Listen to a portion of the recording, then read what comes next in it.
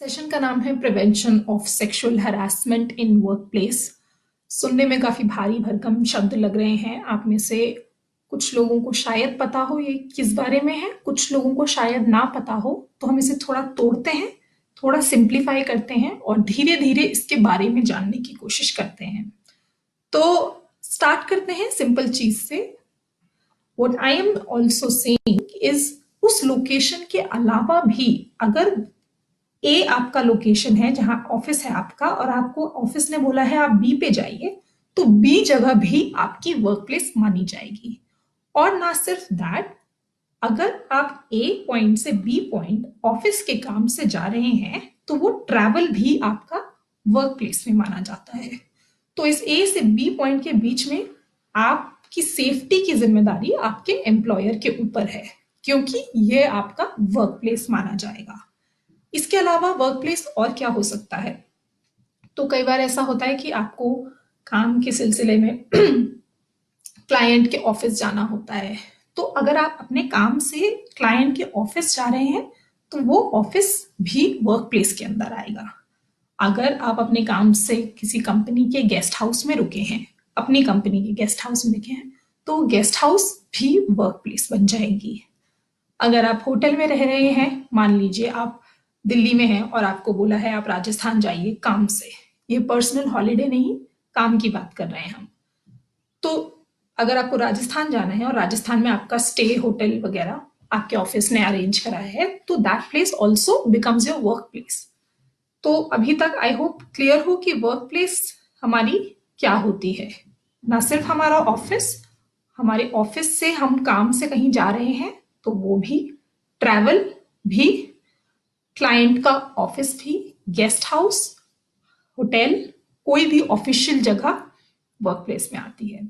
एक important information और यहाँ पे, मान लीजिए आपका ऑफिस का हेड ऑफिस है से द्वारका में, लेकिन आप काम करते हैं मोरी गेट वाले ऑफिस में, उसी ऑफिस का एक छोटा सा पार्ट है मोरी गेट में भी, तो वो भी वर्क प्लेस होगा। इसका मतलब ये नहीं है कि सिर्फ द्वारका वाला ही आपका ऑफिस है, ये भी आपका वर्क प्लेस है। Okay, so I hope it's clear अभी तक कि वर्क प्लेस का दायरा हमारा क्या है, क्योंकि ये बहुत जरूरी है समझना हमारे लिए। तभी हमें पता चलेगा कि हमारे अधिकार सिर्फ जहां हम बैठ के रोज काम करते हैं वहीं पे नहीं है, हमारा काम से सिलसिले में हम जहां जहां जा रहे हैं वो सुरक्षा चक्र हमारा, वो पूरा वर्क प्लेस का कहाँ कहाँ आता है। लेट्स मूव ऑन, थोड़ा सा और डिटेल में जाते हैं कि वर्क प्लेस हमें समझ में आया। अब सेक्सुअल हैरासमेंट क्या होता है पहले हम ये समझेंगे, फिर हम बात करेंगे सेक्सुअल हैरासमेंट वर्क प्लेस पे जो होता है वो क्या है। तो हैरासमेंट से कोई क्या समझता है, सेक्सुअल हैरासमेंट में क्या क्या चीजें आती हैं?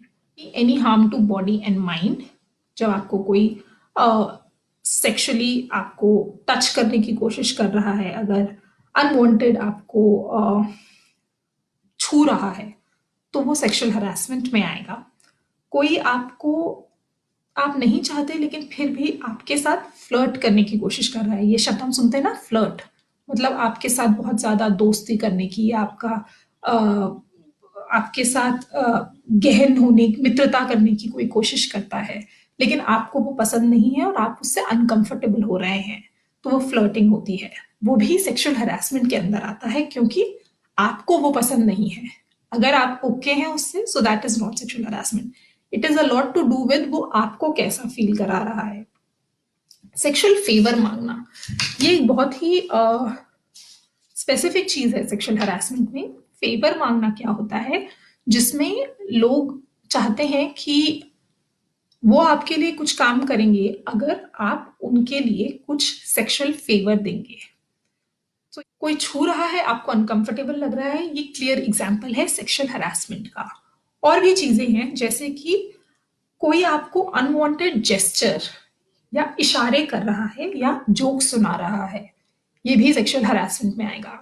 हम में से कई लोग होंगे जिनको कई बार ऐसे जोक आते हैं व्हाट्सएप पे, फोन पे हमारे, है ना, फोटोज कुछ लोग भेजते हैं जो अश्लील भी हो सकती हैं, जो आपको अनकंफर्टेबल फील करा सकती हैं, जो बॉडी पार्ट्स के बारे में हो या फिर कुछ डिस्क्रिप्टिव हो जो पढ़ के या देख के आपको अच्छा नहीं लग रहा है, all this is sexual harassment. कोई आपसे ऐसा जोक करने की कोशिश कर रहा है और बोल रहा है कि अरे हम तो मजाक कर रहे हैं, and then makes you uncomfortable, is sexual harassment. Unwanted कोई कैट कॉलिंग भी करता है। कैट कॉलिंग ये शब्द पिछली बार हमने राजस्थान की टीम के साथ डिस्कस किया था, और लोगों को थोड़ा सवाल थे उस बारे में कि कैट कॉलिंग क्या हुई। कोई आपको देख के सीटी बजा रहा है या फिर कुछ ऐसे इशारे कर रहा है जो अनकंफर्टेबल है, ये सब कैट कॉलिंग में आएगा। आपको कोई ऐसे चित्र दिखा रहा है जिसे हम पॉर्न कहते हैं, पोर्नोग्राफी, जो भद्दे हैं या अश्लील हैं या आपके लिए गंदे हैं, वो भी सेक्सुअल हरासमेंट में। तो ये सब चीजें जो हैं, ये सब मिलके सेक्सुअल हरासमेंट के अंदर आएंगी। Unwanted touch, sexual favour, cat calling, joke, gesture, flirting, unwanted flirting, ये सब सेक्सुअल हरासमेंट में आएगा। हम ये जो इतना डिस्कशन कर रहे हैं, मैंने इतना जो टाइम लगाया आपको बताने में कि वर्क प्लेस क्या है और सेक्सुअल हरासमेंट क्या है, इसका कारण है कि इंडिया में वर्क प्लेस सेक्सुअल हरासमेंट के बारे में चर्चा बहुत बाद में शुरू हुई। तो इसकी थोड़ी सी हिस्ट्री जान लेते हैं कि क्यों और कब ये सब शुरू हुआ। तो 1997 का ये केस है जब एक महिला थी जिनका नाम था भंवरी देवी, और वो राजस्थान में काम करती थी। एक सरकारी नौकरी में वो काम करती थी। उनका काम होता था कि वो गांव-गांव जाके लोगों को अवेयरनेस दे, और वहाँ पे बहुत ज़्यादा बच्चों की शादियाँ होती थी, चाइल्ड मैरिज जिसे कहते हैं, उसको रोकने के लिए वो काम करती थी। इस सिलसिले में वो एक बार एक गाँव में गई और वहाँ पे उन्होंने यही चाइल्ड मैरिज रोकने की कोशिश की, जिसकी वजह से उस कम्युनिटी में, उस समुदाय में लोग भड़क गए और उनका रेप किया गया। ये बहुत ही दुखद घटना थी, जिसके बाद उन्होंने बहुत कोर्ट के चक्कर लगाए, बहुत पुलिस कचहरी का चक्कर हुआ, बट उनको न्याय नहीं मिला, क्योंकि उनकी जो ऑर्गेनाइजेशन थी जहां वो काम करती थी, वहां से उन्हें सपोर्ट नहीं मिला। ये 1997 की घटना है। इस बात के बाद एक ऑर्गेनाइजेशन है जिसका नाम है विशाखा, VISHAKA, विशाखा, जो कि महिलाओं के लिए अधिकारों के लिए काम करने वाली ऑर्गेनाइजेशन है। उन्होंने ये बात उठाई और वो लोग सुप्रीम कोर्ट गए, जहां पे उन्होंने अर्जी दी कि महिलाएं जब कार्यस्थल में काम करती हैं तो उनकी प्रोटेक्शन, उनकी उनकी रक्षा करना उस ऑर्गेनाइजेशन की जिम्मेदारी बनती है, और इसके लिए कोई लॉ, कुछ रूल बनाने चाहिए जो बहुत ही सख्त हो, ताकि महिलाओं को सेफ फील हो। इस बात को लेकर एक एक्ट बना जिसको कहते हैं prevention of sexual harassment act. 2013 में, 2013 में ये एक्ट रिवाइज हुआ, जिसमें कुछ और चीजें भी जोड़ी गई। तो विशाखा गाइडलाइंस एक्चुअली जो है वो यही सेट ऑफ रूल्स हैं कि अगर किसी महिला के साथ उसके कार्यस्थल में उत्पीड़न होता है, यौन उत्पीड़न यानी कि सेक्सुअल हरासमेंट होता है, तो उस महिला के पास क्या अधिकार है और वो किस तरह से न्याय के लिए अर्जी दे सकती है, उसका क्या प्रोसेस बनेगा। तो इस बात के लिए सबसे इम्पोर्टेंट चीज ये है कि आप जहां पे भी काम कर रहे हैं, आपकी कंपनी या ऑर्गेनाइजेशन में, अगर आपकी ऑर्गेनाइजेशन में 10 से ज्यादा लोग हैं, तो आपके ऑर्गेनाइजेशन में एक कमिटी का गठन होना चाहिए, जिस कमिटी को हम बोलते हैं ICC, यानी internal complaints committee. Internal complaints committee मतलब एक ऐसी कमिटी जो ऑर्गेनाइजेशन में होने वाली कोई भी ऐसी सेक्सुअल हरासमेंट की घटना को हैंडल करती है और उन कंप्लेंट्स के बारे में इन्वेस्टिगेशन करती है। अगर आपके ऑर्गेनाइजेशन में अभी आपका काम है, अगर आप काम कर रहे हैं, जॉब कर रहे हैं, आप चेक कीजिए, अगर आपकी कंपनी में 10 से ज्यादा लोग हैं, तो क्या आपकी कंपनी में ICC इंटरनल कंप्लेंट कमिटी बनी है या नहीं बनी है। और अगर नहीं है तो बाय लॉ 50,000 रुपए का जुर्माना हो सकता है आपकी ऑर्गेनाइजेशन को। अगर आपकी ऑर्गेनाइजेशन में ऐसी कमेटी नहीं है तो एक डिस्ट्रिक्ट लेवल पे कमेटी होती है जिसे हम बोलते हैं लोकल कंप्लेंट्स कमेटी, जिसका डिस्ट्रिक्ट मजिस्ट्रेट हेड करते हैं जिसे। तो इस कमेटी के बारे में थोड़ा सा हम जानेंगे कि ये कमेटी क्या है, इसमें कौन होता है, उनका क्या काम होता है। आईसीसी यानी कि इंटरनल कंप्लेंट कमेटी में सबसे पहले एक महिला जो सीनियर लेवल पे होंगी वो इसका पार्ट होंगी।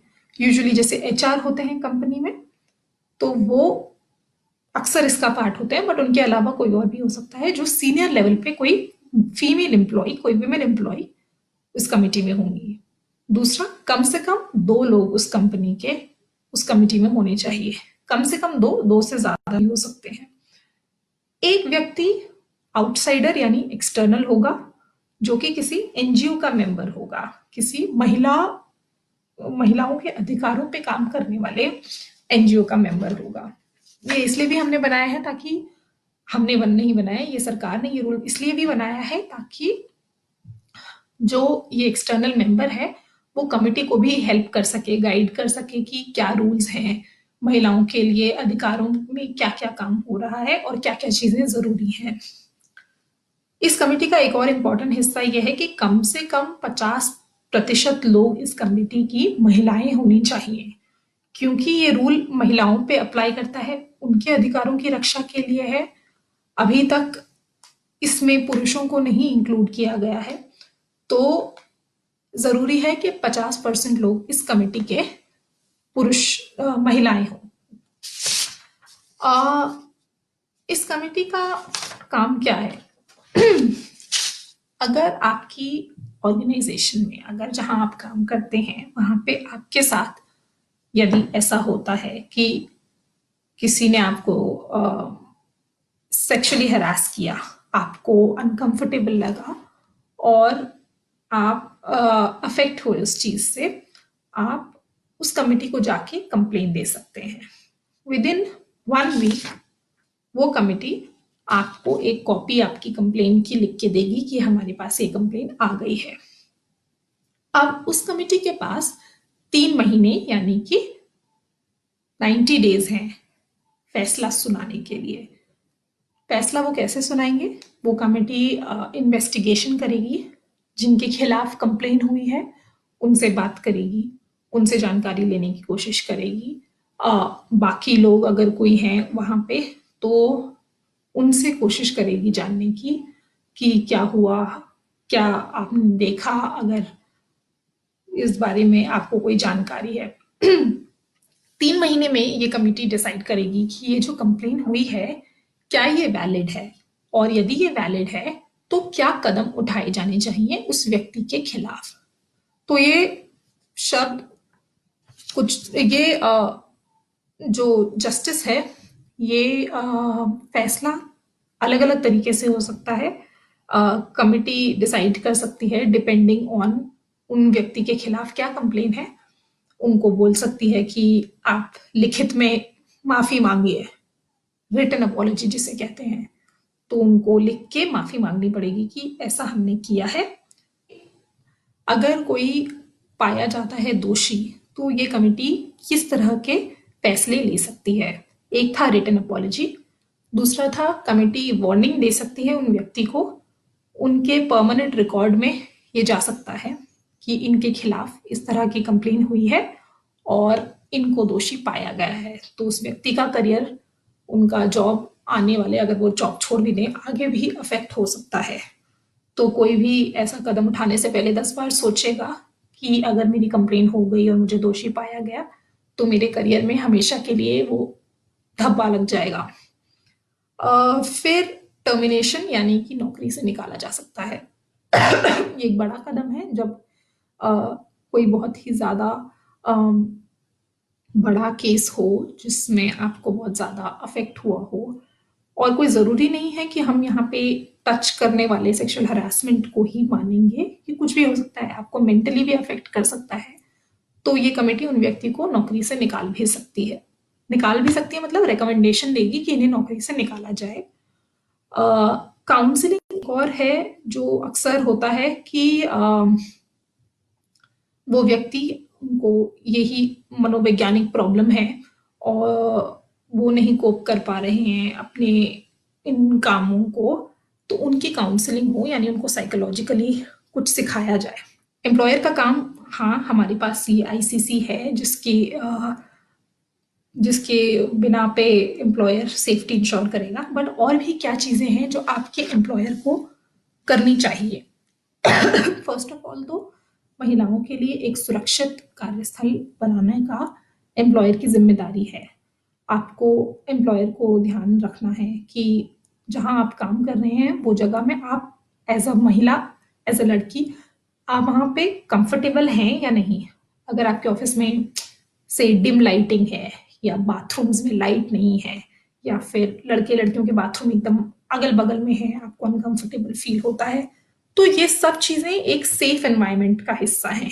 अगर आपको ये सेफ नहीं लग रहा है तो आप इसकी कंप्लेन कर सकते हैं अपने एम्प्लॉयर को और उन्हें बता सकते हैं कि ये सुनिश्चित करना उनकी जिम्मेदारी है। अगर कोई लड़की किसी लड़की का यौन उत्पीड़न करती है तो उनके लिए भी बिल्कुल कड़े फैसले हैं, और जो रूल्स कोई पुरुष अगर महिला का उत्पीड़न करे उन पे अप्लाई करते हैं, वही रूल्स किसी महिला पे भी अप्लाई करते हैं इक्वली। यहाँ पे मैं फिर से फोकस देना चाहूंगी कि ये सेशन सिर्फ आपके वर्क प्लेस यानी कार्यस्थल पे लिमिटेड है। ये आपके आईटीआई का हिस्सा नहीं है, ये आपके घर का हिस्सा नहीं है, ये सिर्फ वर्क प्लेस, जहां से मैंने स्टार्ट किया था, सिर्फ वर्क प्लेस की ही बात हो रही है। आपके आईटीआई में भी एक ऐसी कमेटी होगी, आपके पॉलिटेक्निक्स में भी ऐसी कमेटी होगी। आपको पता लगाना है, ये सबका होमवर्क है कि क्या आपके आईटीआई में, आपके वर्क प्लेस में ये ऐसी कमेटी है और कौन लोग उसका हिस्सा हैं। आपके टीचर भी उसका हिस्सा हो सकते हैं कमेटी का। तो इंश्योरिंग सेफ्टी मतलब सेफ आपको एनवायरनमेंट लगना चाहिए।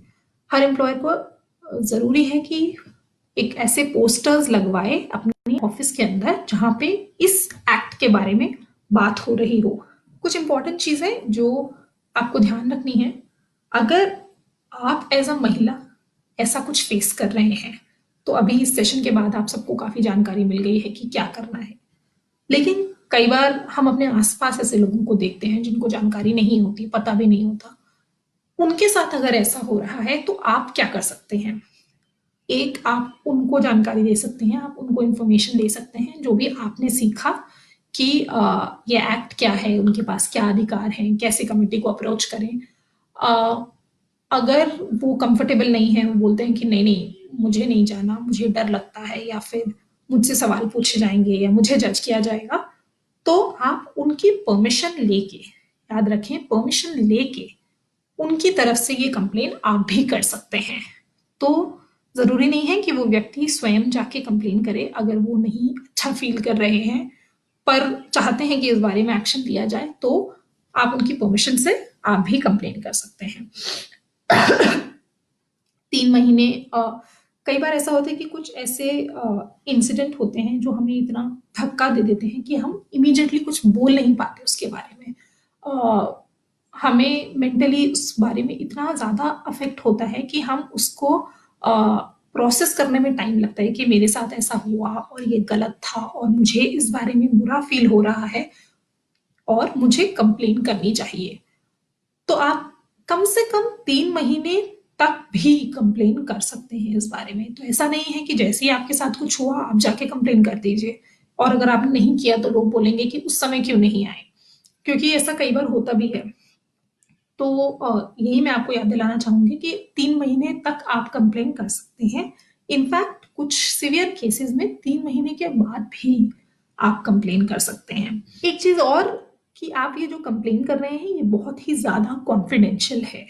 मतलब ये आपके और जिनको आपने कंप्लेन की है उस कमिटी के बीच में एक बहुत ही ज्यादा सीक्रेट और सीक्रेट चीज है। वो आपकी इस कंप्लेन को बाहर किसी के भी साथ डिस्कस नहीं कर सकते बाय लॉ। अगर उन्होंने ऐसा किया तो उनके खिलाफ कंप्लेन हो सकती है। तो आप इस बात में सुनिश्चित रहिए कि अगर आपने बताया किसी को तो वो सब में फैला देंगे, वो नहीं फैला सकते बाय लॉ। दूसरा, जो भी लोग इस पूरे प्रोसेस में इन्वॉल्व हैं उनको भी ऐसा बताया जाता है कि अगर आपको एज अ विटनेस भी बुलाया है तो भी आप बाहर किसी के साथ डिस्कस नहीं कर सकते कि आपने क्या बताया है, आपने क्या सबूत दिए हैं। ये सब एक गुप्त प्रोसेस होता है सो दैट सबकी सेफ्टी बनी रहे इस पूरे प्रोसेस के दौरान। बहुत जरूरी चीज ये भी है कि इस लॉ को, इस एक्ट को गलत इस्तेमाल ना किया जाए, इसका मिसयूज ना हो। मतलब किसी के खिलाफ गलत या झूठी कंप्लेन आप ना लिखाएं, क्योंकि फिर आपके खिलाफ क्रिमिनल केस भी हो सकता है अगर आपने इस मामले में एक झूठी कंप्लेन किसी के खिलाफ लिखवाई, क्योंकि आप किसी के करियर को अफेक्ट कर सकते हैं, किसी के पर्सनल लाइफ को अफेक्ट कर सकते हैं। तो ऐसा डिसीजन लेने से पहले ध्यान रखें, सोचें अच्छे से, क्या ये जो हुआ आपको अनकंफर्टेबल जो फील हुआ वो क्या सेक्सुअल हरासमेंट के अंदर आता है। अगर आता है तो आप विलिंगली जा रहे हैं उनकी कंप्लेन लिखवाने, या फिर आपको किसी ने बोला है कि नहीं नहीं तुम जाओ। आपको अगर किसी ने बोला है तो आप इस बारे में सोचें, समझें, अपने दिमाग से, अपने विवेक से सवाल उठाएं कि ये कंप्लेन लिखवाना जरूरी है, क्योंकि आप ना सिर्फ अपनी सेफ्टी के बारे में कंसर्न है, आप बाकी जो भी महिलाएं काम करती हैं आपके ऑर्गेनाइजेशन में, तो आप उसको भी सेफ्टी इंश्योर कर रहे हैं ताकि उनके साथ ऐसा ना हो। अगर आप कमेटी के फैसले से संतुष्ट ना हो तो आप इस कंप्लेन को लेके लोकल कंप्लेन कमेटी यानी कि डिस्ट्रिक्ट लेवल पे जा सकते हैं। अगर आप उनके फैसले से भी संतुष्ट ना हो तो आप कोर्ट में जा सकते हैं। कोर्ट में इन दोनों कमिटीज के पास अगर आप जा चुके हैं पहले, तो इन दोनों की जो भी डॉक्यूमेंट है वो भी कोर्ट में सबमिट होंगे। तो ऐसा नहीं है कि इस कमेटी का डिसीजन लास्ट है और अगर उन्होंने मना कर दिया कि नहीं नहीं इस व्यक्ति ने कुछ नहीं किया तो आपको कभी न्याय मिल ही नहीं सकता। मेंटल भी हो सकता है हरासमेंट, ओवर स्ट्रेस, ओवरलोड आपको कई बार करते हैं लोग, वो भी हो सकता है। यहाँ पे ये समझना जरूरी है कि अगर आप इस कमेटी के पास जा रहे हैं तो ये कमेटी सिर्फ सेक्सुअल हरासमेंट के ही मामले को देखती है। अगर आप स्ट्रेस रिलेटेड हरासमेंट के बारे में कंप्लेन लिखा रहे हैं तो आप अपने सीनियर या फिर सीनियर के भी सीनियर को पास जाके इसकी कंप्लेन कर सकते हैं। हम बात कर रहे थे कि एक एम्प्लॉयर, मतलब इस लॉ के अंदर कौन कौन आएगा। आप मैं बोले जा रही हूँ आप ऐसा करेंगे, आप ऐसा करेंगे, पर आप कौन है यहाँ पे? आप एक व्यक्ति हैं जो एक एम्प्लॉई है, जो कहीं काम करते हैं या काम करने जाने वाले हैं। पर वो कौन लोग हैं जिनको इस एक्ट का, इस लॉ का फायदा मिलेगा? अगर आप फुल टाइम जॉब कर रहे हैं, अगर आप कॉन्ट्रैक्ट पे हैं, अगर आप टेम्पररी जॉब कर रहे हैं, अगर आप ट्रेनी या इंटर्न पे हैं, तो भी आपको इस लॉ का फायदा मिलेगा। मतलब अगर आप इंटर्नशिप पे जाते हैं ना, कई लोग आप अपने कोर्सेज के रिलेटेड, तो अगर आप उसमें भी आपके साथ ऐसा कुछ होता है आपकी इंटर्नशिप या ट्रेनिंग के दौरान, तो भी आपको ये लॉ फायदा देगा और आप वहां पे आईसीसी के पास जाके कंप्लेन लिखा सकते हैं और आपको भी एज ए एम्प्लॉई जस्टिस मिलेगा। अच्छा, मेरे कंप्लेन के साथ आपके जॉब पे कोई फर्क नहीं पड़ेगा, क्योंकि ये बहुत ही ज्यादा अनबायस्ड डिसीजन होगा जो ये कमिटी लेगी।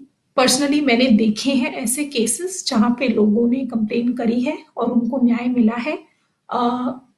मैंने ये भी देखा है कि बहुत ही सीरियसली इन चीज़ों को लिया जाता है, ऐसे मजाक में नहीं लिया जाता या हल्के में नहीं लिया जाता। अगर आपने कंप्लेन लिखाई है तो एक प्रॉपर इन्वेस्टिगेशन होता है उसके खिलाफ।